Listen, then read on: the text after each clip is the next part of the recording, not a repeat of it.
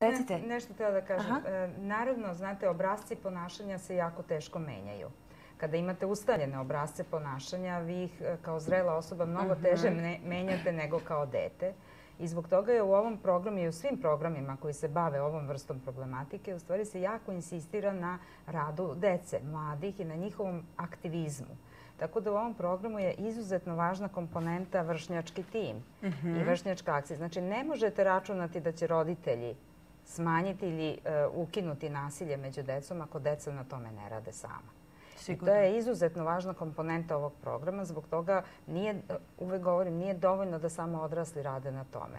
Jako je važno da deca rade na tome i ovaj program bi u stvari trebao na još niže uzraste možda da se spusti na predškolski uzrast kako bi se ti obrasci ponašanja što ranije formirali.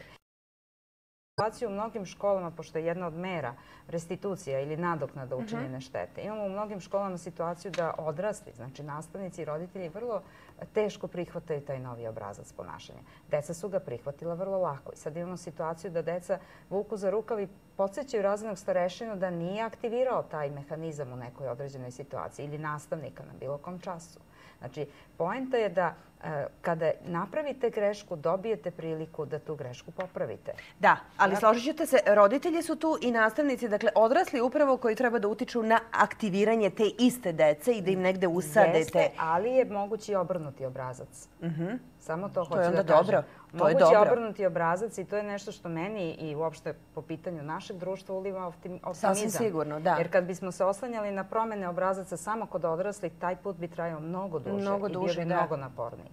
Recite, Vranka, pa da... Jedno je jako važno stvar, a to je socijalna struktura unutar, kako je napravljena ta u okviru ovog programa unutrašnja zaštitna mreža ili kako je uopšte napravljena cela organizacija rada u školi, gde vi imate jasna zaduženja, ako postoji jasan princip gde ko kada treba da bude, da li postoji dežuran učenik, koje su njegove obaveze, da li postoji dežuran nastavnik, koje su njegove obaveze, da li postoji raspored, kako se on realizuje. Ako postoji jasna struktura rada, jasan dnevni ritam sa kojim su svi upoznati, onda to u velikoj meri olakšava razne moguće nerazumevanja, konflikte ili izvore konflikata i sa roditeljima koji prihvataju saradnju i sa roditeljima koji ne prihvataju saradnju. Jer postojanje te strukture zapravo jasno označava kompetencije i roditelja i onih koji su u školi. Dobro, a hoćete se složiti sada da čujemo šta kažu deca? Ajmo da čujemo šta kažu najmlađi. Šta je za tebe nasilje? Pa, za mene nasilje kad se neko tuče ili tako nešto, a može da bude, na primjer, i nasilje rečima, može da se iskaže. Jesi prisustvovala na nekoj sceni nasilja? Pa da, ali nije bilo u školi. Bile su te grupice i potpuno možda 10-ak dečaka i oni su potupli međusobno koristeći razne predmete koji su tukli. Nije bilo u školi, znači na utakmici pritisak i usijane glave, znači nerazmišljanje, ali to se sve završilo dobro, znači bez nekakvih velikih posljedica. Dobro. Inače, kada bi tebe neko napao, šta bi ti uradio? Fizički napao? Fizički zavisi koji je razlog, mislim. Ako... U školi, recimo, koliko bi došlo do... Pa u školi, pa prvo bi pokušao da ga smirim, znači da saznam razlog zašto tako postupa, da li sam ja nešto uradio. Pa najčešći uzrok je neko, nemam pojma, znači vređanje porodice same i znači neke osnove tako, znači samo se jedni drugi kad prozivaju znači porodicu, a znači u 7. Mislim, prošle godine prisustvovao sam jednoj tuči. Uglavnom se to dešava zbog neke sitnice, ali u našoj školi toga nema i nemam veliko iskustvo s tim. Jednom se dešava u 6 meseci i to uglavnom zbog gluposti. Koje su to najčešće situacije zbog čega se dešava? Pa, na primjer, u fudbalu zbog lopte, zbog nekih reči i tako. I sad, znači, razlog je bio što je jedan dečko šutnuo drugom loptu i ovaj je prišao i izudarao ga iz čista mjere tu. Ali, znači, ništa nije ozbiljno bilo i jednom sam gledao, mislim, kad su se moja 2 druga iz odeljenja nešto su se posvađali i onda su se došlo je do tuče i to. Pa šta misliš, recimo, o rešavanju problema pesnicama? Šta misliš o tome? Da li je to pravi put ili ne? Pa zavisi, mislim, ali uglavnom nije. U suštini na nivou škole.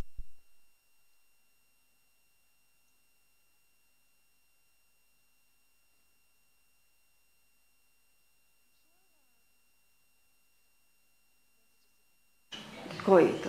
Pa razgovor najčešće razgovor, ali... Šta bi ti uradio kada bi te neko, recimo, fizički napao? Pa morao bi se odbranim, ali mislim prvo da bi zvao nekog starijeg ili ako sam u školi zvao bi osoblje. Pa prvo bi pokušao da ga smirim, znači da saznam razlog zašto tako postupa, da li sam ja nešto uradio, da li je on čuo, možda slučajno sam ja nešto uradio nekom kome on znači pokušao bi prvo da saznam u čemu je problem. Zbog čega se najčešće učenici tuku? Pa zavisi, možda je neko malo slabiji, unutra osjećajniji, pa ako mu neko kaže neku ružnu reč, to ga izazove da ne može da se kontroliše, pa možda zbog toga krene neko nasilje. Je li to u redu?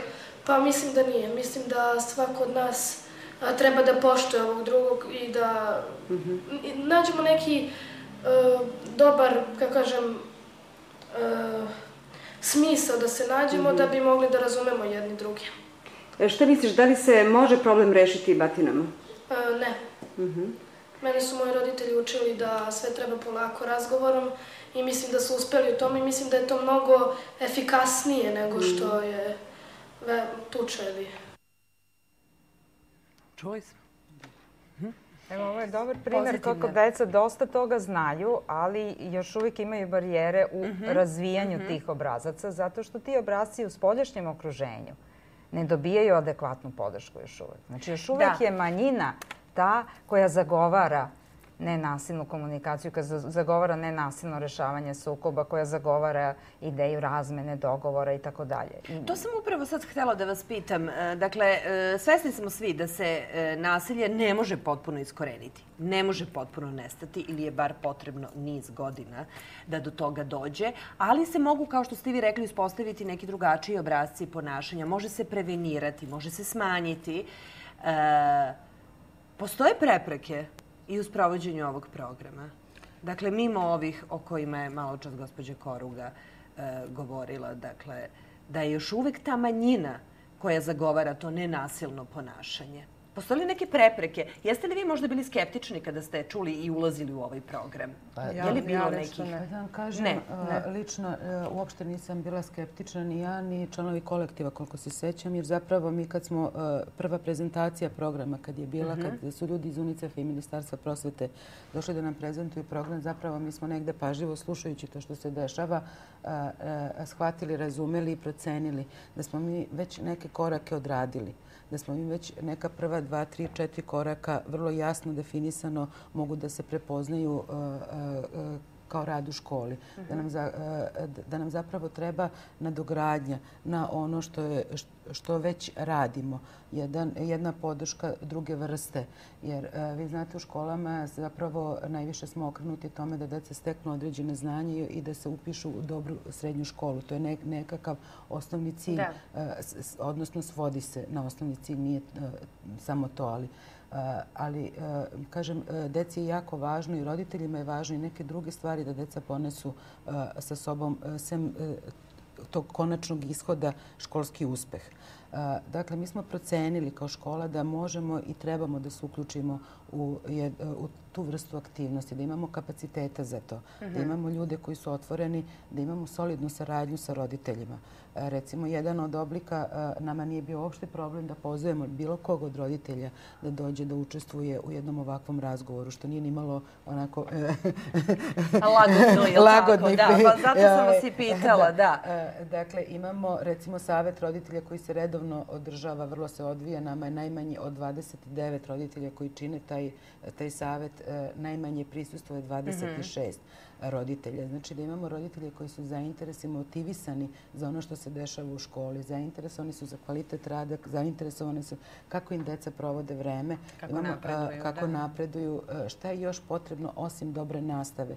Imamo nastavni kadar koji je jako otvoren prema nekim novim saznanjima i nekim novim pokušajima pokušajima da se u nastavu uvedu novi pristupi aktivnog učenja, korišćenja multimedijalne tehnologije, povezivanje različitih nastavnih oblasti. Tako da sve to, ta jedna velika otvorenost, timski rad koji se neguje unutar škole. Da, ključna reč je zapravo timski rad. Timski rad, svi su uključeni tu.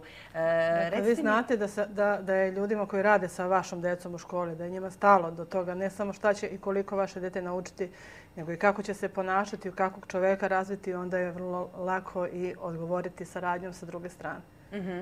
Da. Dobro, ja ću međuvremenu samo pokazati ovaj kodeks osnovne škole Lazar Savatić i vas da pitam, Dragana, ovim programom zapravo trenutno je obuhvaćena 101 škola, je li tako? S tim što bi ovog meseca trebalo još 25 da uđe. Dobro. Sada, na izgled to je veliki broj škola. Međutim, ako imamo u vidu da je to približno negde 10% od ukupnog broja škola u Srbiji, to je još uvek nedovoljno. A zašto je to tako? Da li nema još uvek dovoljno interesovanja da se krene sa tom implementacijom ili nedovoljno informisanosti? Ne mislim da se radi o nedovoljnoj informisanosti. Mislim da se radi o tome da prosto ni UNICEF ne može da obezbedi dovoljno sredstava. Znači, škole se uključuju polako i postepeno. A drugo, postoje neki preduslovi. Vi prosto morate da se uključite kao škola u program konsenzusom. Znači, morate da imate ovo što je Branka govorila, saglasnost roditelja, saveta roditelja, učenika, nastavničkog veća celokupnog, školskog odbora koji upravlja školom. Znači, sve strukture u školi moraju da daju saglasnost da bi se u program ušlo. Pismenu saglasnost. To je jedan od uslova. Dobro, ali nažalost, mislite da je to negde problematično? Nažalost, jeste. Nažalost, ne mogu još uvek sve škole to da obezbede. Drugo, ima škola koje imaju neke druge programe i projekte pa prosto procenjuju da nemaju kapacitet u ovom trenutku i onda prave neku svoju dinamiku, što je takođe vrlo korektno i vrlo legitimno. Ja to naravno i pozdravljam, zato što sad se već jasno percipira da ovaj program zahteva uključivanje cele škole u njega i zahteva stvarno angažovanje prilične količine kapaciteta. Znači, cela škola mora da se angažuje na implementiranje ovakvog jednog programa. Tako da ima znači različitih razloga, ali ja sam zaista optimista i verujem da će na neki način kroz neki program sve škole se uključiti u ovaj program i vidim da je sve veća podrška i javnosti i medija i to je nešto što je dobro. To je dobro, da, vraćamo se na početak priče, dakle da smo prepoznali problem i da negde krenulo se sa sistemskim rješavanjem tog problema i da su jednostavno svi akteri glavni, je li tako, uključeni u tu priču, pa sada u manjem broju, ali vremenom verujemo da će prepoznati zapravo sve prave vrednosti čitavog tog projekta i tog programa. U to ime hvala i vama što evo popularišete jednu ovu ideju i doprinosite tome. Naravno, ključna uloga je medija u svemu tome, a svakako opet kažemo i veliki broj pojedinaca, vas, građana, kompanija, sportista, Aleksandar Saša Đorđević, Ana Ivanović, koji su takođe ambasadori UNICEF-a i prepoznali pozitivnu priču. Hvala vam mnogo na današnjem gostovanju. Družit ćemo se još, vidjet ćemo se još. I nadam se da će svakim gostovanjem biti sve veći broj škola uključen u ovaj program. Nadamo se i mi.